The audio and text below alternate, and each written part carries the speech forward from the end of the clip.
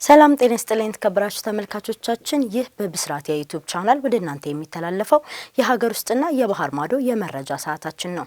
መረጃዎችን ወደ እናንተ ያደረስኩ ሰምሃር አለባቸው ከመላው የስቱዲዮ ባለሙያዎች ጋር አብሬያችሁ ቆይታ የማደርግ ይሆናል። በቅድሚያም ወደ ሀገር ውስጥ መረጃዎች እንለፍ። ዓመታዊው የሐዋሳ ቅዱስ ገብርኤል በዓል ላይ አላስፈላጊ የዋጋ ጭማሪ እንዳይደረግና በሰላም እንዲጠናቀቅ አስፈላጊው ዝግጅት መደረጉ ተገለጸ። ታህሳስ 19 ቀን 2018 ዓ.ም ለሚከበረው የሐዋሳ ቅዱስ ገብርኤል ዓመታዊ ክብረ በዓል ያለምንም ጸጥታ ችግር እንዲከበር ሰፊ ዝግጅት መደረጉ ተገልጿል። የሐዋሳ ከተማ ፖሊስ አዛዥ ረዳት ኮሚሽነር ግርማ ማቴዎስ ከብስራት ሬዲዮ ጋር በነበራቸው ቆይታ እንደገለጹት ከከተማው ሕዝብ የተውጣጣ ግብረ ኃይል ተቋቁሞ ዝግጅት መደረጉንና ይህ በዓመት 2 ጊዜ የሚከበረው የንግስ በዓል ያለምንም የጸጥታ ችግር እንዲከበር አስፈላጊውን ዝግጅት መደረጉን ተናግረዋል። ከተማው ሙሉ በሙሉ በሚባል ደረጃ በካሜራ ቁጥጥር ስር መሆኑን እና የከተማዋ ነዋሪም ሆነ ሁሉም የጸጥታ አካላት በዓሉ በሰላም ተከብሮ እስኪጠናቀቅ በጋራ እየሰሩ መሆኑ ተገልጿል። በዓሉ በሰላም እንዲጠናቀቅ መደበኛ ፖሊስ ከልዩ ኃይል ከመከላከያና ፌዴራል ፖሊስ አባላት ጋር በቅንጅት መስራት የሚያስችል ኮማንድ ፖስት ተቋቁሞ በከተማዋ የስጋት ቀጠናዎች ተለይተው ጥበቃ እየተደረገ ይገኛል። በበዓል ወቅት ሊያጋጥሙ የሚችሉ የስርቆትና ሌሎችም ወንጀሎች አፋጣኝ ምላሽ መስጠት እንዲቻል ጊዜያዊ ተንቀሳቃሽ ችሎት ተቋቁሟል። የአገልግሎት ሰጪ ተቋማት ምንም አይነት የዋጋ ጭማሪ እንዳይደረግና ወደ ከተማው ለሚመጡ እንግዶች የመኝታ ቦታ እንዳይቸገሩ በአካባቢው ያሉ ትምህርት ቤቶች ላይ እንዲያርፉ ይደረጋል ሲሉ ኮሚሽነር ግርማ ማቴዎስ ጨምረው ለብስራት ሬዲዮ ተናግረዋል። የቅዱስ ገብርኤል ዓመታዊ በዓል የፊታችን እሁድ ማለትም ታህሳስ 19 ቀን 2018 ዓ.ም የሚከበር ሲሆን በድምቀት በሚከበርባቸው በሐዋሳና ቁልቢ በቂ ዝግጅት ተደርጓል ስትል ትግስት ላቀው ዘግባለች።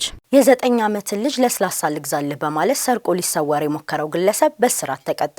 በሻኪሶ ከተማ አስተዳደር ዱጎ ወረዳ ቀበሌ 03 ውስጥ የ9 ዓመቱን ልጅ አታሎ በመውሰድ ሊሰወር የነበረ ግለሰብ በእስራት መቀጣቱን አስታወቀ። የሻኪሶ ከተማ ፖሊስ መምሪያ የወንጀል ምርመራ ዋና ክፍል ኃላፊ ኢንስፔክተር ሻቡ ሲዳ ለብስራት ሬዲዮ እንደተናገሩት ተከሳሽ ዋሬ ሙሉ የተባለው ግለሰብ ነሐሴ 9 ቀን 2017 ዓ.ም ከቀኑ 9 ሰዓት ላይ ነው ወንጀሉን ሊፈጽም የነበረው። የ9 ዓመቱን ልጅ ድፍን 50 ብር አሳይቶና ለስላሳ ልግዛልህ ብሎ አታሎ ወስዶ ሊሰወር ሲል ለወንጀል መከላከል በተመደቡ የፖሊስ አካላት አማካኝነት በቁጥጥር ስር እንደዋለ ተናግረዋል። ተከሳሹ ላይም ፖሊስ አስፈላጊውን የምርመራ መዝገብ በማስረጃ በማጣራት ለአቃቤ ሕግ የላከ ሲሆን አቃቤ ሕግም ከፖሊስ የቀረበውን የምርመራ መዝገብ ተመልክቶ በሕፃን ስርቆት ክስ መስርቷል። በአቃቤ ሕግ የተመሰረተበትን ክስ ሲከታተል የቆየው የአዶ ሻኪሶ ወረዳ ፍርድ ቤትም ሰሞኑን በዋለው ችሎት ተከሳሽ ዋሬ ሙሉ የፈጸመው ድርጊት ሙሉ በሙሉ በማስረጃ በመረጋገጡ በ5 ዓመት ከ5 ወር እስራት እንዲቀጣ መወሰኑን ኢንስፔክተር ሻቡ ሲዳ ገልጸዋል። በተጨማሪም ወላጆች ልጆቻቸው በተለያዩ ነገሮች ተታለው ለችግር እንዳይጋለጡ ጥንቃቄ ማድረግ እንዳለባቸው አሳስበዋል ስትል ምህረት ታደሰ ዘግባለች።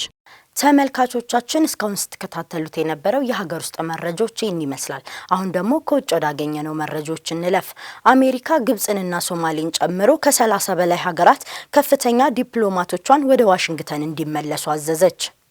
የትራምፕ አስተዳደር ያለምንም ማብራሪያ በተለያዩ የዓለም ሀገራት ውስጥ የሚገኙ ወደ 30 የሚጠጉ አምባሳደሮቿንና ከፍተኛ ዲፕሎማቶች ስራቸውን አቁመው ወደ አሜሪካ እንዲመለሱ አዘዘ። ቅድሚያ ለአሜሪካ ከሚለው የዶናልድ ትራምፕ መርህ ጋር በተያያዘ በሀገሪቱ ዓለም አቀፍ ግንኙነት ውስጥ የፕሬዝዳንቱ አስተዳደር ለውጥ ማድረግ በፈለገባቸውና ከፍተኛ ሚና የላቸውም ከተባሉ ሀገራት ዲፕሎማቶቹ እንዲወጡ ተደርጓል። ለአሜሪካ መንግስት ውሳኔ ቅርብ የሆኑ ምንጮች ለሮይተርስ የዜና ወኪል እንደተናገሩት ወደ 30 የሚጠጉ ከፍተኛ ዲፕሎማቶች ያለምንም ማብራሪያ የተመደቡባቸውን ሀገራት ለቀው ወደ ዋሽንግተን እንዲመለሱ በስልክ ተነግሯቸዋል። ይህ የማሰናበት የሚመስለው መልእክት ለአምባሳደሮቹ መድረስ የጀመረው ካለፈው ረቡዕ ጀምሮ መሆኑን አሶሺየትድ ፕሬስ የዜና ወኪል ዘግቧል። ከተመደቡባቸው ሀገራት እንዲመለሱ የተነገራቸው የአሜሪካ ዲፕሎማቶች በውጭ ጉዳይ መስሪያ ቤቱ ውስጥ የሚሆናቸውን አዲስ የስራ መደብ እንዲፈልጉ መመከራቸውን አንድ ባለስልጣን ተናግረዋል። በዚህ ውሳኔ ከተመደቡባቸው የአሜሪካ ኤምባሲዎችና ቆንስላዎች ለቀው ወደ ዋሽንግተን እንዲመለሱ ከተነገራቸው ዲፕሎማቶች መካከል አብዛኞቹ ከአፍሪካ ሀገራት ሲሆኑ አምባሳደሮቹ ግን በዓለም ዙሪያ ከሚገኙ ሀገራት ነው። የአሜሪካ አምባሳደሮችና ዲፕሎማቶች እንዲወጡ የተደረጉባቸው ናቸው ብሎ ኤፒ ባወጣው ዝርዝር ውስጥ 28 ሀገራት የተጠቀሱ ሲሆን ግማሾቹ የአፍሪካ ሀገራት ናቸው። ከነዚህም ውስጥ የአሜሪካ ወዳጅ የሆነችው ግብጽና በአፍሪካ ቀንድ የአልቃይዳ አጋር የሆነችው አልሸባብ የሚንቀሳቀስባት ሶማሊያ ተጠቅሰዋል። ግብጽ ከአረብ ሀገራት መካከል ከአሜሪካ ጋር የጠበቀ ግንኙነት ግልጽነት ያላት ከመሆኑ በተጨማሪ በየዓመቱ ከፍተኛ መጠን ያለው ወታደራዊ ድጋፍ ታገኛለች። አሁን አሜሪካ ዲፕሎማቷን ለምን ከግብጽ እንደጠራሽ ባይታወቅም ከሀገሪቱ ጋር ያላትን ደረጃ ዝቅ ለማድረግ ይሆናል ተብሎ አይታሰብም። ሌላኛው ሀገር ሶማሊያ ውስጥ የሚንቀሳቀሱ የሽብር ቡድኖች ላይ ተደጋጋሚ የአየር ጥቃት የምትፈጽመው አሜሪካ እዚህ ውሳኔ ላይ የደረሰችበት ምክንያት እስካሁን አልታወቀም።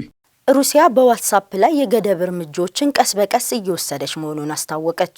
ሩሲያ ቀስ በቀስ በዋትስአፕ ላይ የገደብ እርምጃዎችን እያስተዋወቀች መሆኑን የሀገሪቱ የኮሙኒኬሽን ተቆጣጣሪ ሮስኮሜንዳዞር አስታውቋል። የሮስኮሜንዳዞር የፕሬስ አገልግሎት መግለጫን በመጥቀስ አርቤኪ የዜና ማሰራጫ እንዳስታወቀው ዋትስአፕ የሩሲያን ሕግ መጣሱን ቀጥሏል ሲል ዘግቧል። ከዚህ አንጻር ቀስ በቀስ በዋትስአፕ ላይ ገዳቢ እርምጃዎችን እየተገበሩ ይገኛል። ይህንኑ ተከትሎ የዋትስአፕ ጥሪዎች ቀስ በቀስ ማሽቆልቆል የጀመረው በነሐሴ ወር ላይ ነው። በመገናኛ ብዙኃን እንደተዘገበው ተጠቃሚዎች ወደ ሌሎች የመልእክት መላላኪያ መተግበሪያዎች እንዲቀይሩ ለማስቻል ቀስ በቀስ እገዳው እየተጀመረ ነው። ቀደም ሲል ሰኞ ዕለት በዋትስአፕ ላይ ወደ 1600 የሚጠጉ ቅሬታዎች በ24 ሰዓታት ውስጥ ቀርበዋል። ተጠቃሚዎች በመተግበሪያው ላይ መቆራረጦችን፣ መልእክቶችን የመላክ ችግሮችና የመተግበሪያውና የድር ጣቢያውን ያልተረጋጋ አሰራር ሪፖርት አድርገዋል። ከዚህ ቀደም የዋትስአፕና የቴሌግራም ጥሪዎች በሩሲያ ውስጥ ለደህንነትና ማጭበርበርን ለመከላከል ተገድበው ነበር። በኖቬምበር መገባደጃ ላይ ሮስኮሜንዳዞር ዋትስአፕ የሩሲያን ሕግ የማያከብር ከሆነ ሙሉ በሙሉ እንደሚታገድ አስጠንቅቋል። ተመልካቾቻችን እስካሁን ስትከታተሉት የነበረው የብስራት የዩቲዩብ መረጃ ሰዓታችን ይህን ይመስላል። መረጃዎቹን ወደ እናንተ እያደረስኩ ሰምሃር አለባቸው ከመላው የስቱዲዮ ባለሙያዎች ጋር አብሬ ቆይታ አድርጌያለሁ። መልካም ቆይታ።